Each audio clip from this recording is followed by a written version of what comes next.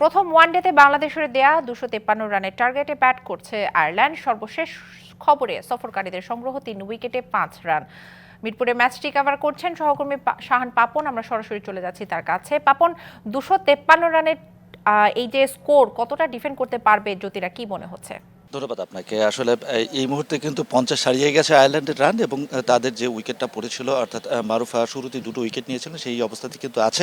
Calculative cricket খেলার চেষ্টা করছে আয়ারল্যান্ডও, বাংলাদেশ যেমনটা করেছে। বাংলাদেশ তাদের ইনিংসে যখন দেখা গেছে যে উইকেটে যথেষ্ট ময়েশ্চার, তখন কিন্তু বাংলাদেশের দুই ওপেনার একেবারেই ধরে খেলার চেষ্টা করেছে এবং আপনি জানেন যে ১৬ ওভার ৩ বলে দলীয় ৫০ রানে এসেছিল এবং ফারজানা হক পিঙ্কি ওপেনার, তিনি কিন্তু ৫০ রান করতে বলের সুযোগ নিয়েছিলেন ৯৮টা। সুতরাং বোঝাই যাচ্ছে যে মিরপুরে সকালের সেশনটা কতটা দূর হচ্ছিল ব্যাটিং করা। ব্যাট খুব আস্তে চালাতে হয়েছে, কেননা বল খুব ধীর গতিতে ব্যাটে আসছিল। এখন আয়ারল্যান্ড সেই চেষ্টাটাই করে যাচ্ছে, অর্থাৎ তারাও কিন্তু বিগ শটে না গিয়ে সিঙ্গেলস নেওয়ার চেষ্টা করছে এবং বাংলাদেশের বোলারও চেষ্টা করছে।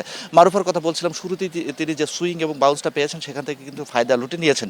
বাংলাদেশ যেটা প্রয়োজন সেটা এখন দেখা মনে হচ্ছে, সেটা যেটা হলো যে আরও একজন পেসারের অভাব কিন্তু হারে হারে টের পাচ্ছে বাংলাদেশ। যদি আরও একজন পেসার থাকতো তাহলে সিনারিটা অন্যরকম হতে পারতো। তবে এখনও পর্যন্ত কিন্তু সময় আছে বাংলাদেশের হাতে। ৬ জন স্পিনার নিয়ে তারা খেলছে। এখন দেখার বিষয় আয়ারল্যান্ডকে কোথায় গিয়ে থামায় বাংলাদেশের মেয়েরা। দিশা। পাপন, ধন্যবাদ আপনাকে। নগদের সর্বোচ্চ বার ১৬৭ টাকা রিচার্জে পাবেন ১ লাখ টাকা পুরস্কার। আরও আছে প্রতি সপ্তাহে পুরস্কার ও ক্যাশব্যাক।